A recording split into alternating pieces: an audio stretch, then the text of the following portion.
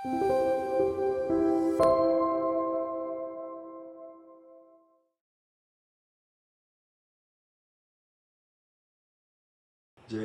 오늘 수요 성경 강의 목적이 이끄는 삶 39번째 시간을 갖도록 합니다. 오늘은 주제가 삶의 균형 잡기입니다. 성경 말씀을 함께 읽도록 하겠습니다. 두 가지예요. 에베소 5장 15절 말씀과 베드로후서 3장 17절 말씀입니다. 여러분 교재에 나와 있어요. 함께 또 화면도 보실 수 있으니까 보시고서 함께 성경 말씀을 읽겠습니다.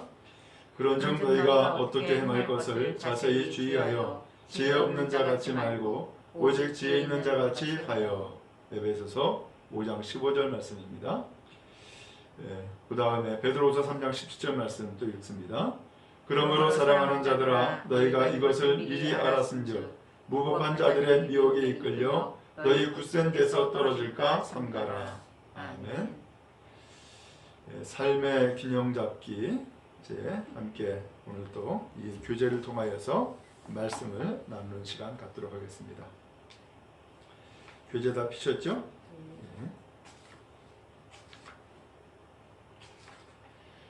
균형을 잡고 사는 사람들은 복을 받을 것이다. 그들은 모든 사람보다 오래 남을 것이다. 하계 올림픽 경기 종목 중에는 5종 경기가 있다. 사격, 펜싱, 승마, 육상, 그리고 수영의 5종목으로 이루어진다. 5종 경기 선수들은 한두 종목만이 아니라 5종목 모두를 잘해야 우승할 수 있다. 우리의 삶도 5가지 목적으로 이루어진 5종 경기라 할 수 있다. 그리고 그 5가지는 서로 균형을 이루어야 한다. 사도행전 2장에 등장하는 크리스천들이 그 목적들을 실천했고 에베소 4장에서 바울이 설명했으며 요한복음 17장에서 예수님이 직접 보여주셨다. 이 내용들은 대계명 그리고 지상 명령에 요약되어 있다.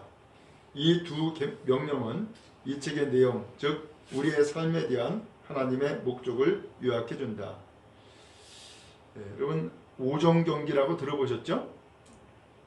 그 5종 경기는 그야말로 5가지 종목을 다 하는 거예요.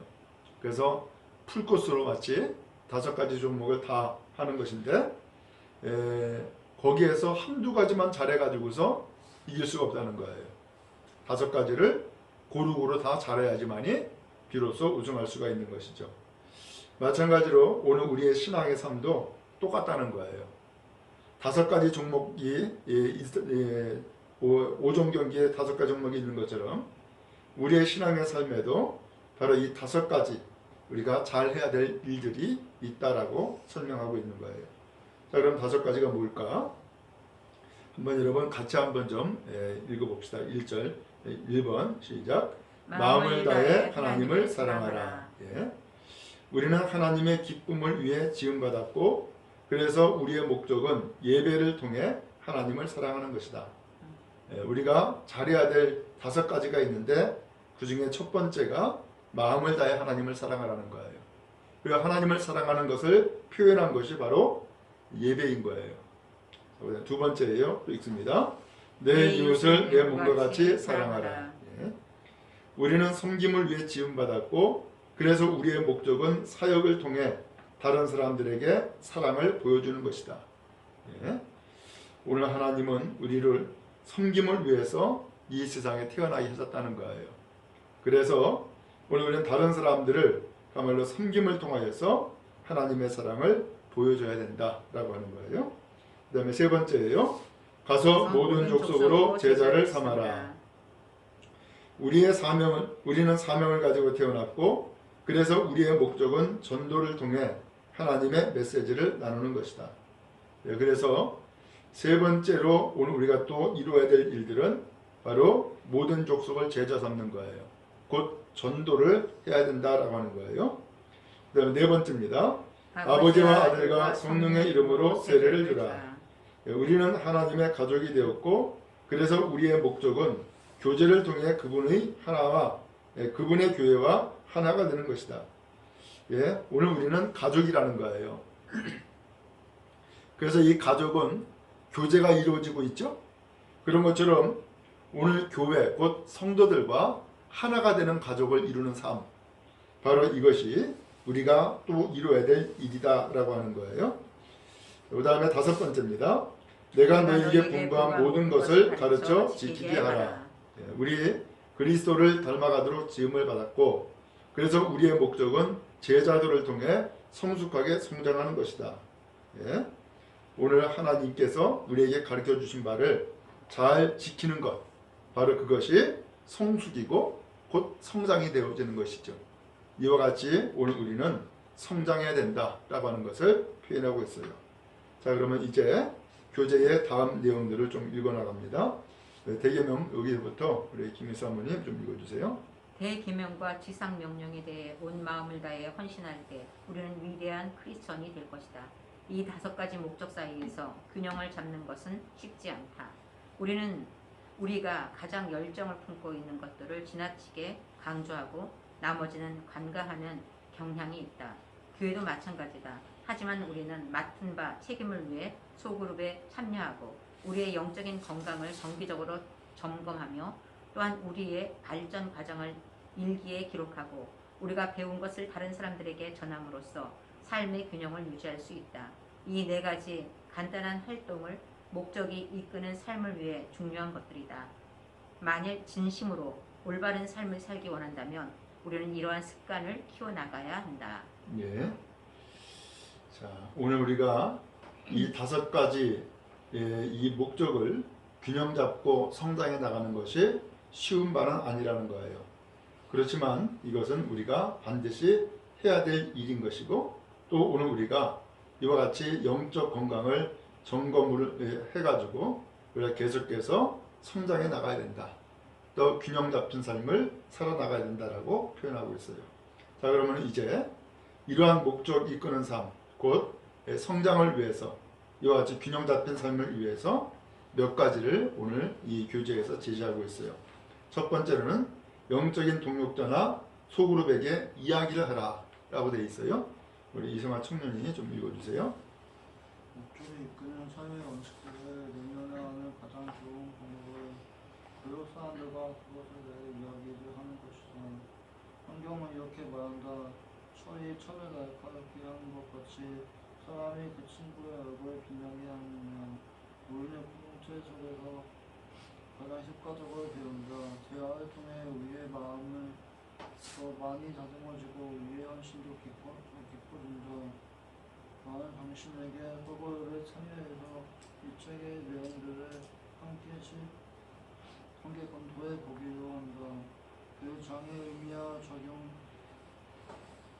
적용사항들에 대해 이야기를 나누라.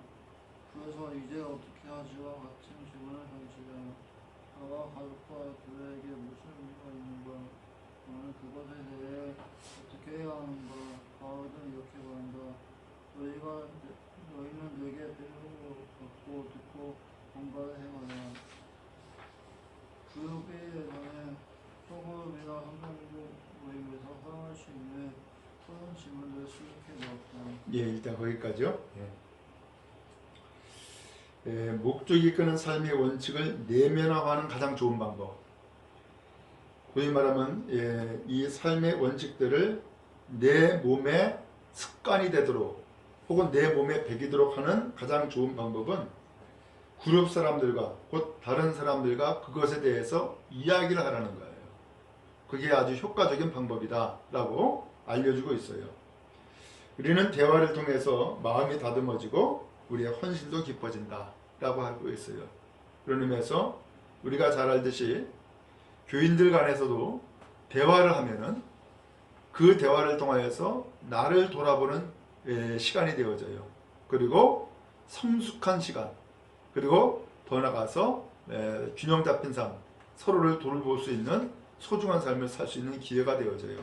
어찌하든 소그룹에게 혹은 우리 믿음의 성도들에게 이야기를 해라. 이렇게 표현하고 있어요. 자, 그 다음에 또 김일수 한번 읽어주세요. 소그룹에서는 이 책을 읽는 것만으로는 얻을 수 없는 또 다른 유익이 있다. 배우고 있는 것들에 대해 서로 피드백을 주고받을 수 있다. 또한 실제적인 삶의 예들을 가지고 토론할 수 있다. 그리고 이 목적들에 따라 살기 시작하면서 서로를 위해 기도하고 격려하며 지지해 줄 수 있다. 우리는 따로가 아닌 함께 성장하도록 되어 있다는 사실을 기억하라. 성경은 이렇게 말한다. 그러므로 피차 권면하고 피차 덕을 세우기를 너희가 하는 것 같이 하라. 이 책을 그룹 내에서 함께 읽은 후에 또 다른 그룹이나 반을 위한 목적이 이끄는 삶에 관한 공부를 생각해 볼 수 있다. 나는 또한 개인적으로 성경 공부할 것을 권한다. 나는 당신이 각 문맥에 대해 공부할 수 있도록 이 책에서 사용된 많은 구절들의 출처를 밝혀놓았다. 부록 3을 읽어보라. 이 책에서 왜 그렇게 다양한 번역 성경을 사용했는지 설명해 놓았다. 각 장을 하루 분량으로 맞추기 위해서 사용된 구절들의 매력적인 문맥을 모두 설명하지 못했다. 하지만 성경은 단락, 장, 그리고 심지어는 책 전체로 연구하도록 만들어졌다. 내가 쓴 개인 성경 연구 길라잡이가 균합적인 성경 공부의 방법을 제시해 줄 것이다. 예. 이런 소그룹이라든가 혹은 동역자에게 이야기 나누는 것이 어떤 유익이 있느냐, 서로 피드백을 줄 수 있다는 거예요. 이 피드백이라고 하는 것은 서로 어떤 성장해 나가는 과정들, 그것에 대해서 서로 이제 조언해주고 코치해줄 수 있는 그런 시간을 얘기하죠. 또 토론할 수 있고, 기도할 수 있고, 격려할 수 있으며 지지해줄 수 있다는 거예요. 그 분명한 것은 우리는 혼자 성장하지 않는다는 거예요. 혼자 성장하는 것이 아니라 함께 성장해 나간다 라고 하는 표현이 대단히 중요해요. 그래서 아이들도 보면은 혼자 노는 아이들이 있죠. 사회성 떨어지는 거예요. 그러나 개구장이처럼 친구들과 함께 노는 아이들은 사회성이 성장해 나간다고요. 우리의 믿음도 똑같아요. 우리의 믿음도 혼자 살아가는 것이 성장해 나가는 게 아니에요. 함께 성장해 나가는 거예요. 자, 그 다음에 두 번째요. 영적인 정기 검진을 받아라. 우리의 삶에서 5가지 목적들 사이의 균형을 이루는 가장 좋은 방법은 정기적으로 스스로를 평가하는 것이다. 하나님은 자기를 평가하는 습관을 매우 중요하게 여기신다. 성경은 스스로의 영적인 건강을 시험해보고 검사해 볼 것을 최소 5번 이상 언급하고 있다. 예레미야가, 그 다음에 고린도전서, 그리고 갈라디아서. 성경은 이렇게 말한다. 너희가 믿음이 있는가? 너희 자신을 시험하고 너희 자신을 확증하라. 예수 그리스도께서 너희 안에 계신 줄을 너희가 스스로 알지 못하느니라. 그렇지 않으면 너희가 버리운 자니라. 고린도후서 13장 5절 말씀입니다. 몸의 건강을 유지하기 위해서는 우리는 의사에게 가서 정기 검진을 받는다. 의사는 혈압, 체온, 몸무게와 같은 중요한 사항들을 평가할 수 있다. 마찬가지로 우리의 영적인 건강을 위해서는 정기적으로 5가지의 중요한 징후들, 즉 예배, 교제, 인격의 성장, 사역, 그리고 선교에 대해 검사해야 한다. 예레미야는 이렇게 충고했다. 우리가 스스로 행위를 조사하고 여호와께로 돌아가자. 제대백교에서는 간단한 개인 평가 도구를 개발했고 이를 통해 수천 명의 사람들이 계속해서 하나님의 목적을 가지고 살 수 있게 되었다.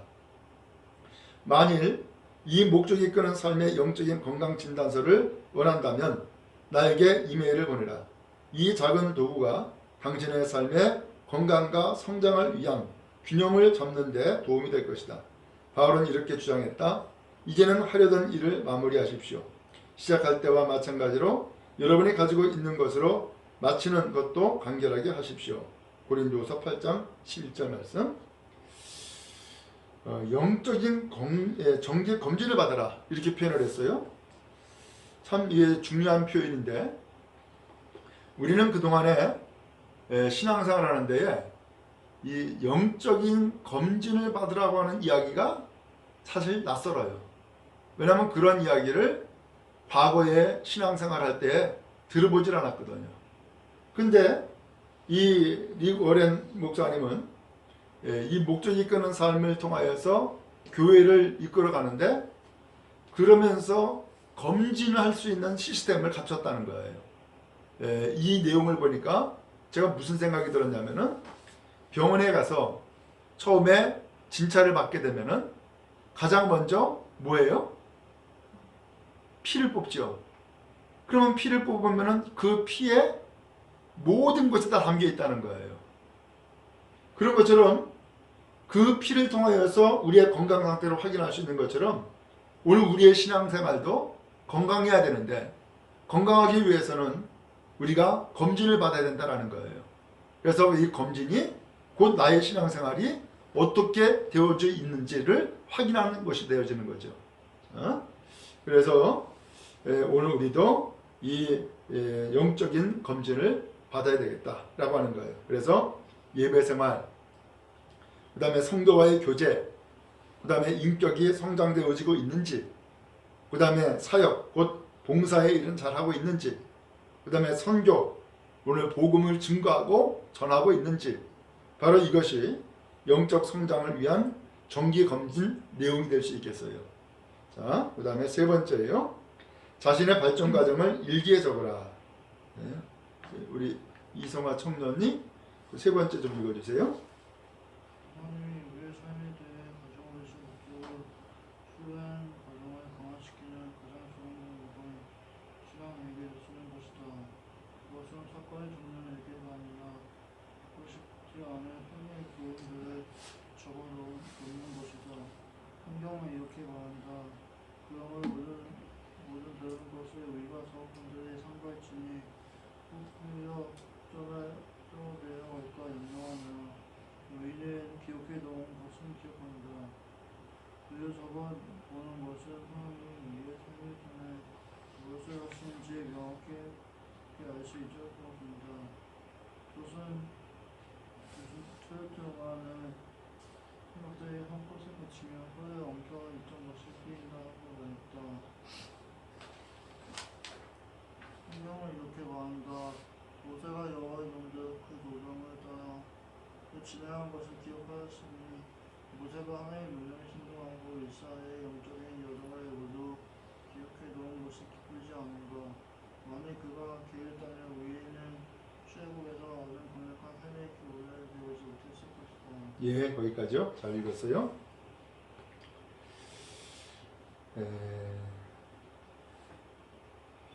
자신의 발전 과정을 일기에 적어라. 그러면 기록을 하라는 거예요. 그래서 요새 많이들 유행하고 있죠. 소위 말하면 뭐랄까 신앙 일기를 쓰는 것. 그것을 여기서도 제시를 하고 있어요. 그래서 어떤 사건을 기록하기보다는 내가 잊고 싶지 않은 삶의 교훈들을 적어 놓으라는 거예요. 그래서 우리가 신앙생활하면서 체험하는 바들이 있죠. 혹은 겪는 일들이 있죠. 그것을 통해서 우리가 교훈을 얻는다고요. 그래서 사건보다도 그런 교훈들을 기록을 하는 것이 좋겠다라고 하는 거예요. 모세가 그랬다는 거예요. 모세도 그가 애굽에서 나오면서부터 그 광야의 모든 여정들을 다 기록을 해놨어요. 그것이 모세오경이죠. 창세기, 출애굽기, 레위기, 민수기, 신명기. 그 모든 것을 다 기록을 해놨기 때문에 오늘 우리가 그것을 읽을 수 있었고 또한 그 읽은 내용을 통하여서 우리는 신앙의 교훈을 얻을 수가 있었다라고 하는 거예요. 자, 우리의 신앙 여정 마저 우리 김사 한번 읽어주세요. 우리의 신앙 여정이 모세의 것만큼 널리 읽히지는 않겠지만 우리의 여정도 그만큼 중요하다. NIV 성경에는 모세는 그들이 걸어간 여정의 단계들을 기록했다고 되어 있다. 우리의 삶은 여행이다. 그리고 여행에는 당연히 일기가 있어야 한다. 목적이 이끄는 삶을 살 때 그 여정의 각 단계에 대한 신앙 일기를 꼭 쓰기 바란다. 좋은 것들만 쓰려고 하지 말라. 다윗처럼 의심, 두려움, 그리고 하나님과의 싸움까지도 모두 적어라. 가장 위대한 교훈은 고통에서 나온다. 그리고 하나님은 우리의 눈물을 모두 기록해 놓으신다고 성경은 말한다. 문제에 부딪힐 때마다 하나님이 우리의 삶에서 5가지 목적을 이루시기 위해 그 문제를 사용하실 것임을 기억하라. 문제 때문에 우리는 하나님께 집중하게 되고 다른 사람들과 더 깊은 교제를 갖게 되며 그리스도를 담는 성품을 쌓게 되고 사역을 갖게 되며 간증거리를 갖게 된다. 모든 문제에는 목적이 있다. 고통스러운 경험 가운데에서 시편 기자는 이렇게 적었다. 미래의 세대들을 위해 이 일들을 기록해 놓아 새로운 백성들이 여호와를 찬양하게 합시다. 우리는 이 땅에서 하나님이 당신의 목적을 이루도록 우리를 어떻게 도우셨는지에 대한 간증을 보존해서 다음 세대에 전해주어야 할 책임이 있다. 이것은 우리의 천국에 간 후에도 계속 이야기해줄 증거물이 되는 것이다. 예, 잘 읽었어요. 자, 이게 신앙 일기를 쓰라고 하면서 그것을 쓸 때에 좋은 것만 쓰려고 하지 말으라는 거예요. 다윗처럼 의심하는 것도 쓰고 두려워하는 것도 쓰고 그 다음에 하나님과의 어떤 영적인 갈등, 싸움 이것도 다 적으라는 거예요. 가장 위대한 교훈은 바로 이 고통에서 나온다 라고 하는 거예요. 그리고 또한 오늘 우리가 여러 가지 문제를 겪게 되는데 문제 때문에 하나님께 집중하게 되고 다른 사람들과 더 깊은 교제를 갖게 되며 그리스도를 닮은 성품을 쌓게 되고 사역을 갖게 되며 간증거리를 갖게 된다. 모든 문제에는 뭐가 있다? 목적이 있다. 네, 중요한 표현이죠. 모든 문제에는 목적이 있다. 그러니까 우리가 여러 가지 문제들을 만나요. 겪어요. 근데 그 모든 문제에는 반드시 헛된 것이 아니라 목적이 있다는 거예요. 내가 깨닫는 것이 있고 또한 나를 가르치는 것이 있고 변화시키는 것이 있는 것이죠. 예. 자, 그 다음에 이제 네 번째입니다. 아는 것을 다른 사람들에게 전달하라. 자, 우리 김일수 한번 다시 한번 읽어주세요. 아는 것을 다른 사람들에게 전달하라. 계속 성장하길 원한다면 더 많이 배울 수 있는 가장 좋은 방법은 이미 배운 것들을 전달하는 것이다. 잠언은 이렇게 말한다. 구제를 좋아하는 자는 풍족하여질 것이요 남을 윤택하게 하는 자는 윤택하여지리라. 그 통찰들을 전달하는 사람들은 하나님께로부터 더 많은 것을 얻는다. 이제 우리의 삶의 목적을 이해했으니 우리가 할 일을 다른 사람들에게 그 메시지를 전해주는 것이다. 하나님 우리를 당신의 전령으로 부르셨다. 바울은 말했다. 또 내가 많은 증인 앞에서 내게 들은 바를 충성된 자들에게 부탁하라. 너희가 또 다른 사람들을 가르칠 수 있으리라. 이 책을 통해 나는 다른 사람들이 나에게 삶의 목적에 대해 가르쳐준 것들을 전달했다. 이제 다른 사람들에게 이것을 전달하는 것은 당신의 의무다. 당신은 아마 삶의 목적을 모른 채 살고 있는 수백 명을 알 것이다. 이 진리를 당신의 자녀, 친구, 이웃, 그리고 동료들과 나누라. 이 책을 친구에게 준다면 개인적으로 간단한 메시지를 책 앞부분에 써주라. 예, 읽었어요. 여기까지요. 아는 것을 다른 사람들에게 전달하라. 소위 말하면 내가 신앙생활하면서 알게 된 것, 깨닫게 된 것이 있죠. 배우게 된 것이 있단 말이에요. 그것을 다른 사람들에게 전해주라는 거예요. 예를 들어서 오늘 여기에서 삶의 목적을 우리가 지금 배우고 있어요. 하나님께서는 반드시 우리에게 목적이 이끄는 삶으로 인도해 준다는 거예요. 그래서 삶의 목적을 깨달았다면 또 다른 사람들에게 삶의 목적 없이 살아가는 사람들에게 목적이 있다라고 하는 것을 이야기해 주거나 가르쳐 줄 필요가 있겠죠. 그러면 도움이 되지 않겠어요? 오늘 그렇게 우리가 하라는 거예요. 그래서 거기 읽은 그 끝부분에 보면은 당신은 아마 삶의 목적을 모르는 채 살고 있는 수백 명을 알 것이다. 이 진리를 당신의 자녀, 친구, 이웃 그리고 동료들과 나누라. 이렇게 표현을 했어요. 오늘 이렇게 목적이 이끄는 삶을 살아가야 될 것을 표현하고 있는 것이죠.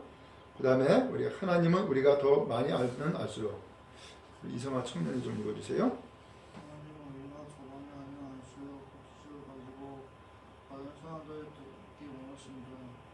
야곱은 해야 할 올바른 일을 알면서도 하지 않는 사람은 죄를 짓는 것이라고 말했다. 더 많이 알수록 우리의 책임은 더 무거워진다. 하지만 삶의 노래를 전달하는 것은 의무 이상의 것이 있고 삶의 가장 큰 축복입니다. 모든 사람들에게 자신들의 삶의 목적을 안다면 이 세상이 어떻게 잘 될지 상상해보라. 바울은 이렇게 말했다. 내가 이것으로 형제를 깨우치면 그리스도 예수의 사랑의 뿌린 죄와 예, 디모데전서 4장 6절이죠. 예, 일단 거기까지요. 자, 그리고 그 다음 페이지에 보면은 모든 것은 하나님의 영광을 위한 것이다. 이렇게 표현했어요. 예, 제가 읽어보겠습니다. 우리가 배운 것을 전달하는 것은 하나님의 영광과 하나님 나라의 성장 때문이다. 십자가에 못 박혀 돌아가시기 전날 밤 예수님은 아버지께 이렇게 보고하셨다. 아버지께서 내게 하라고 주신 일을 내가 이루어 아버지를 이 세상에서 영화롭게 하였사오니. 요한복음 17장 4절. 예수님이 이 기도를 하셨을 때 그분은 아직 우리 죄를 위해 죽지 않으셨었다. 그러면 예수님은 어떤 일을 완수하실 것일까? 이 상황에서 예수님은 속죄가 아닌 다른 것을 의미하셨다. 해답은 예수님의 기도 가운데에 그 다음 29절이 들어있다. 요한복음 17장 6절부터 26절까지의 내용. 예수님은 아버지에게 당신이 지난 3년 동안에 오신 일을 말씀하셨다. 즉 제자들이 하나님의 목적을 위해 살도록 준비시킨 것이다. 예수님은 제자들이 하나님을 알고 사랑하게 도와주셨고 예배, 서로를 사랑하도록 가르치셨으며 교제, 그들이 성숙할 수 있도록 말씀을 주셨고 제자도, 섬기는 법을 보여주셨으며 사역, 그리고 다른 사람들에게 전하도록 보내주셨다. 사명. 예수님은 목적이 이끄는 삶의 모범을 보여주셨고 다른 사람들도 그러한 삶을 살도록 가르치셨다. 그것이 하나님께 영광 돌리는 일이다. 자, 여기 보니까 예수님께서도 이 목적을 위해서 살도록 제자들을 준비시켰다라고 표현을 했어요. 그래서 예배, 교제, 제자도, 사역, 사명, 이 5가지의 사역들을 예수님께서는 제자들이 온전히 이룰 수 있도록 도와주었고 가르쳐 주신 거예요. 자, 그 다음에 오늘 하나님은 김일사모 읽어주세요. 오늘 하나님은 우리 한 사람 한 사람을 그와 같은 일을 위해 부르신다. 하나님은 우리가 당신의 목적대로 살기를 원하실 뿐 아니라 다른 사람들도 그렇게 살도록 돕기 원하신다. 하나님은 우리가 예수님을 사람들에게 소개하기를 바라신다. 그리고 그들을 하나님과 교제하게 하고 성숙하게 도와주며 섬길 곳을 찾아주고 또 다른 사람들에게 다가가도록 보내기를 원하신다. 이것이 바로 목적이 이끄는 삶이다. 얼마를 살았든 상관없이 우리의 남은 삶은 생애 최고의 날들이 될 수 있고 우리는 오늘부터 목적이 이끄는 삶을 시작할 수 있다. 예, 잘 읽었어요. 자, 그러면은 그 다음에 내 삶의 목적에 대하여 네모 박스에 있죠? 생각할 점 함께 읽어봅시다. 균형을 잡고 사는 사람들은 복을 받는다. 예, 균형 잡고 사는 사람들 복 받은 사람이라는 거예요. 자, 그 다음에 외울 말씀이에요. 에베소서 5장 15절 말씀인데 아까 읽었죠? 다시 한번 읽고 그 다음에 또 우리가 함께 암송하도록 합시다. 시작.